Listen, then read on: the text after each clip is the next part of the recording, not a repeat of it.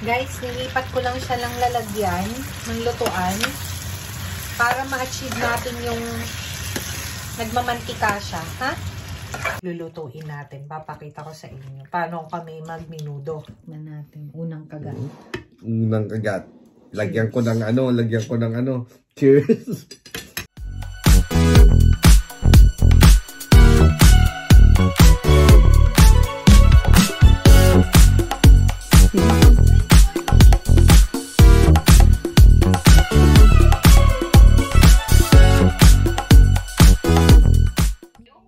Tama?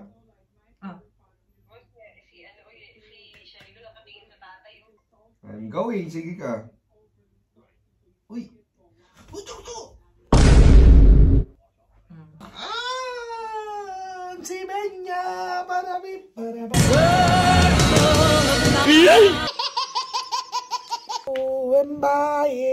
Hello! More moments later. So, magmamarinate na tayo para sa minudo, no? Unahin muna natin ang sibuyas. Lalagyan na natin dito yung sibuyas para mamaya madali na lang maggisa. Lagay ko na din ng konting bawang. Lagyan natin ng bawang para lumasa na dyan. Susunod, ilalagay na natin yung soy sauce. So, ang meron dito sa atin ngayon is yung Kikkoman na soy sauce. Kasi mahirap maghanap dito ng dato puti sa lugar namin. Tsaka Silver Swan. Pupunta pa ng Asian store para makabili. So, eto na yung available. Ito na lang gagamitin natin.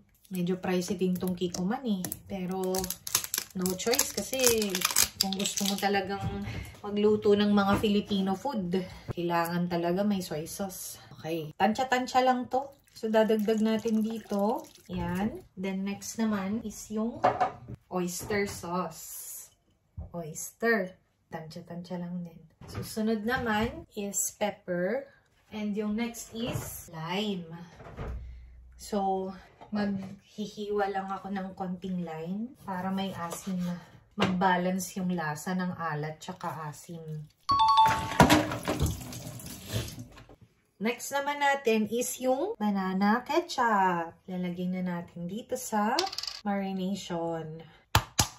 Yan. Okay. Then, mix lang natin. Nagugas na ako ng kamay kanina. Ma'am, galing mo pala dyan ah. Hindi ko alam ah.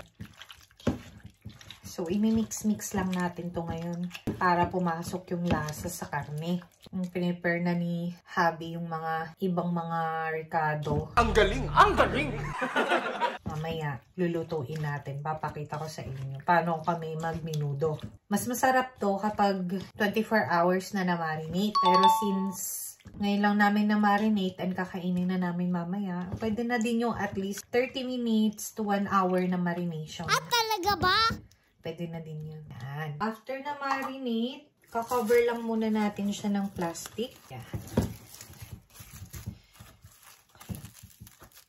Okay. Then, pwedeng i-ref. Lagay lang sa refrigerator. Pero since malamig naman ngayon dito sa amin, pwede din kahit room temperature lang. 30 minutes lang to 1 hour marination. See you later. 12 seconds later. Ah, kuchik. One more. Diesel, nagpapainit pa. Ah, kuchik. Mauna pa matuwa yun sa baba natin sa lagabog ng babo. Wala kaming pakialam! Ah, kuchik. Wala, sininok eh. Ismail yan? Ismail na. Ang mahal naman ng smile ng bebe namin na yan. Anong kailangan kong gawin? Sininok eh. One more. Last time. Ah, kuchik. Wala talaga. Sabi, ano kayo nagagawa niya? Wow naman! Wow! Ah, dede na yan. Opo, dede na yan. Ano po? Dede na yan. Ah, kuchik.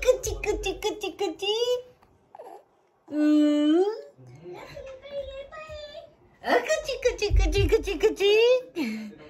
Ulit-ulitin ko pa ba? Wala talaga pag may kagat. Wala talaga.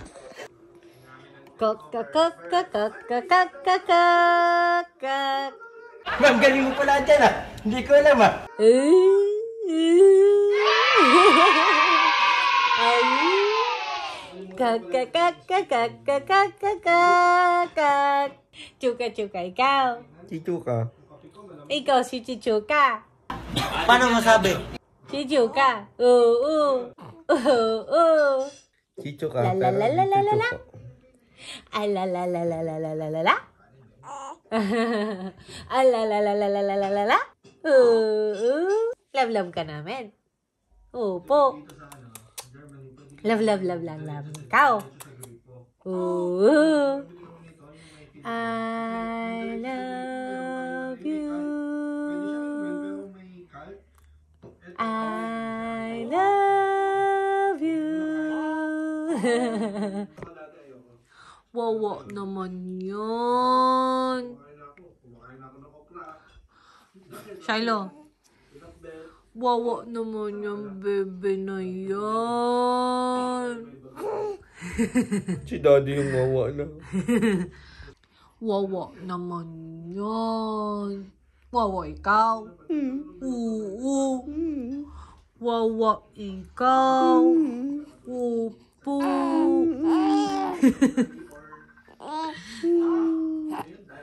Wawa ikaw. 1 hour later. So, start na tayo. Pinapainit lang natin yung lutuan. Tapos, maglagay na ako ng mantika. Una nating gagawin is ipiprito muna natin ating mga gulay. Okay.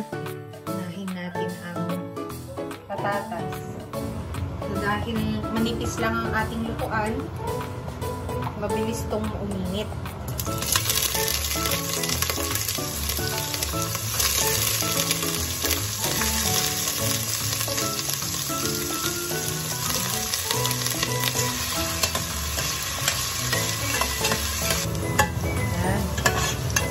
Pwede na to.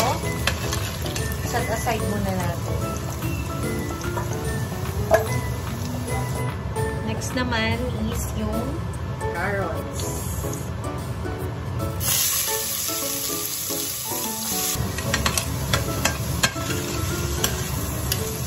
Okay, pwede na dito. Then, set aside din natin. Then, next naman natin yung bell pepper.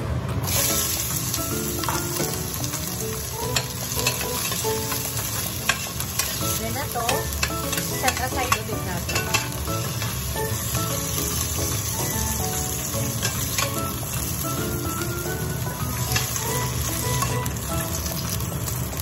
Then, dagdag ulit tayo ng mantika.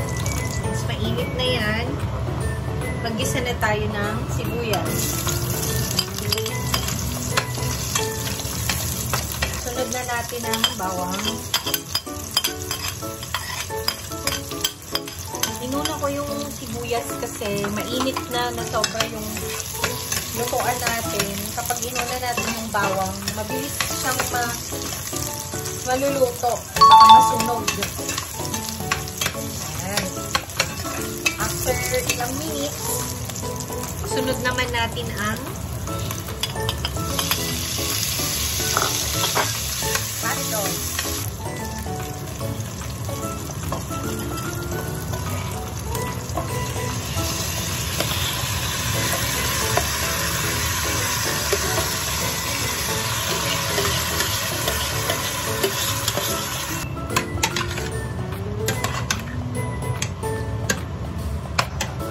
Okay. Then, takpan lang muna natin. Isan natin. Then, maglagay lang tayo ng butter. Nice. Takpan ulit natin.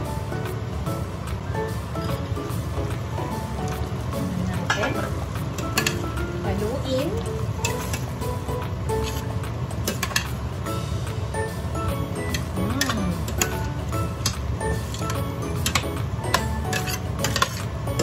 So, next step natin ngayong gagawin is lagyan na natin siya ng tubig.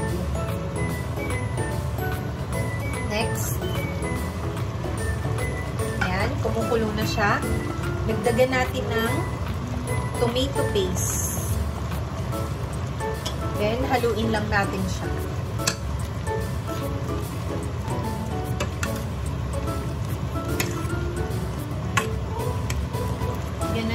water para mas lalo pang lumambot. Palambutin lang natin ng ilang minutes. Yan, kumulo na. Once kumulo na, maglagay tayo ng 2 piraso ng laurel. Okay. Then, takpan natin ulit. Hayaan lang muna natin mag-reduce yung sabaw. After ilang minutes, dagan lang natin ng konting sugar. Brown sugar. Pwede din naman white sugar. Okay? Haluin lang natin. Then, takpan lang. After 5 minutes, check natin. Yan, medyo malapot na yung sabaw. So, pwede na nating ilagay ang atay. Atay ng baboy. Haluin lang.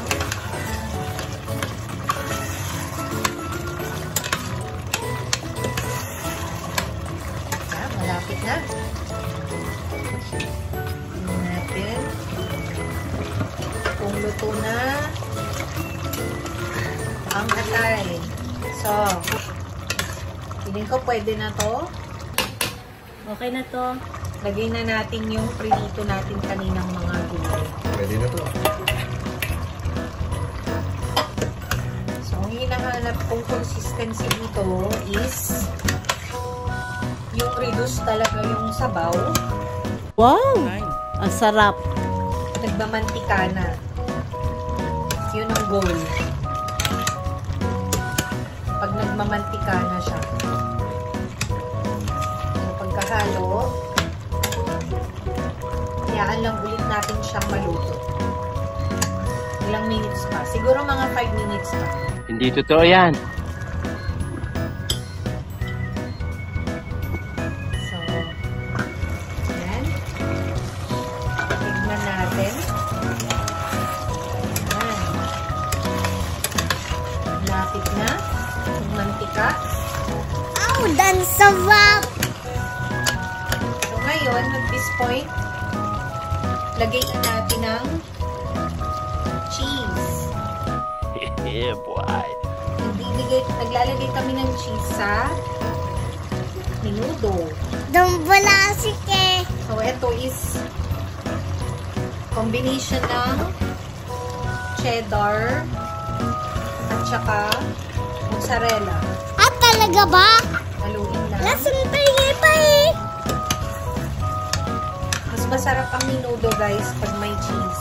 Weh, totoo? Try nyo. Kailangan pang lutuin para magmantika, konti pa. Occasionally, dapat halu-haluin natin, ha? Kapag ganito na kasi, mabilis na siyang dumikit sa lutuan. Ayan. Next step natin, last step na, lalagay ako ng patis. Konti lang, guys. Kasi nagbibigay pa yan ng linamnam Wala na, finish na. sa menudo. Yan. Nalikit na siya. Yan. Actually, pwede na to. Kung gusto nyo ng masarsa, yan, pwede na yan. Pwede nang hanguin yan. Kaso kami kasi gusto namin ng nagmamantika. Kaya lulutuin pa natin ko ng mabuti. Yan, nadikit na siya sa ilalim.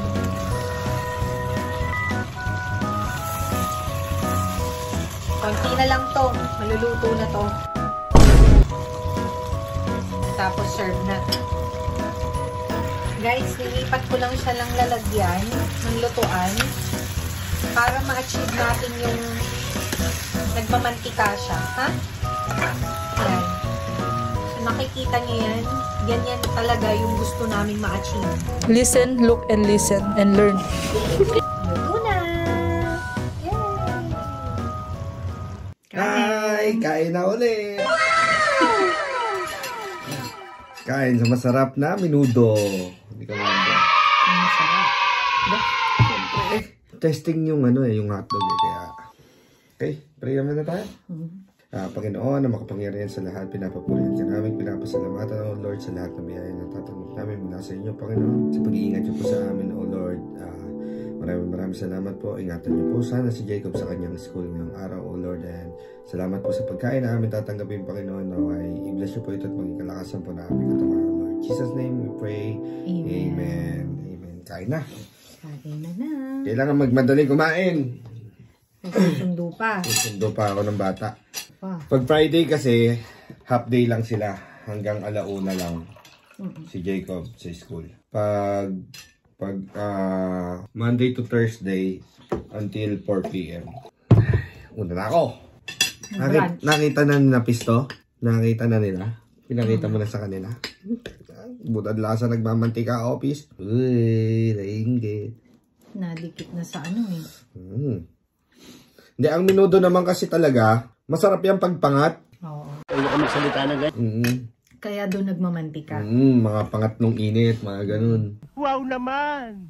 Wow! Tapos pag mga pang 5 araw na, isasangag mo sa kanin. Isama mo na sa kanin. Bakit yan na inaasal mo? Ano ba ang drama mo sa buhay? Sarap. Hindi ko na tinikman to eh. Ang bango nga oh. Kuha ko ng sarsa. Kasi mas gusto ko yung sarsa talaga Na natin. Unang kagat. Unang kagat. Lagyan ko ng Cheers. What a perfect bite. Chewy. Ang bango. Sarap. Minudong kabatayin nyo. May cheese. Mark Queen. Hindi pa. Hindi pa na Hindi totoo yan. nag-aano dun sa palat niya. Sarap na, sarap na. Sarap. Yan. Itong recipe na to, nakuha daw ni Commander kay Mami Nenet. Diba? Nagpapaturo kami kay Mami Nenet minsan. Pag naghahanda. Before, di rin ako kumakain ng bell pepper. Ngayon, kain na. Ang sarap. Mas masarap kapag matagal na marinate. Kasi yun sa mga handaan, before na handaan, sinasangkot siya Tapos nandun na yung timpla Kaya, kumbaga buong araw siya nakamarinate. Dati pag handaan, naka-plangga na, batsa-batsa, nakatakip ng dyaryo. Ang sarap, be. Thank you. Kain, please. Gutom Si Shiloh tulog. Kakaganda lang. Ang oras. 11:30 ata tapos. Sarap. Meron pa kami ng tarantinola. Kaso, masarap to pag solo mamaya na yun. Mamaya hanggang. Ulit-ulitin ko pa ba? Hanggang sa... Nasarap na. Ilang kilo to? Itong baboy. Kalahati lang siguro. Dumami lang talaga siya sa Gulay. veggies, no? Gulay. Atay. Sakto yung tansya mo ng atay, be. Ganun lang karami. Oo. Hindi maganda pag sobrang dami ng atay. Tandaan ko yun. Mayroong luto tayo na minudo na maraming Sobrang atay. atay, oo. Siguro yung kaninong birthday ba kay Amara ba? Or Niluto natin? Oo, yung nagdala tayo ng minudo doon. Maatay siya. Oo, maatay siya. Yung ganun kasarap. Hindi, masarap pero naka-overpower lang ba nung kada scoop mo. Kasi yung normal na isang scoop mo ng ulam, isang scoop mo ganyan, mga 3-4 na perasong atay lang. Yung pag-scoop mo, puro atay. Minudong atay pala. Mamatay ako doon. Para anong pakiramdam? Hindi naman lahat ng tao nakain ng atay. Ako pag kumakain ako, masarsa. Nani? Kinakalat ko yung sarsa sa bunga. Liam po to, no? Sarap. Wow! Ang sarap. Ayan sabi ko kanina. Pag sila mami, yung luluto, yung balat, tinatanggal nila yung balat. Pero yung taba nandun. Karinderya style naman, hindi na tinatanggal yung balat. Nandun na yung pwede pang kanin. Okay na? Vision Mare. Thank you so much. Nami. Ayaw mo? Pag ganyan, si mama naman kukunin niya. Gusto ko naman, nakain naman ako, pero pag sobrang dami na, hindi na. Ako din. Pag sobrang dami na, hindi na ako makakalakad bukas. Ginagout na ako na. Lahat ng naman loob, wala na. Sabi? Like that? Naghintay ka ba? Wala na! It's a prank! Charan!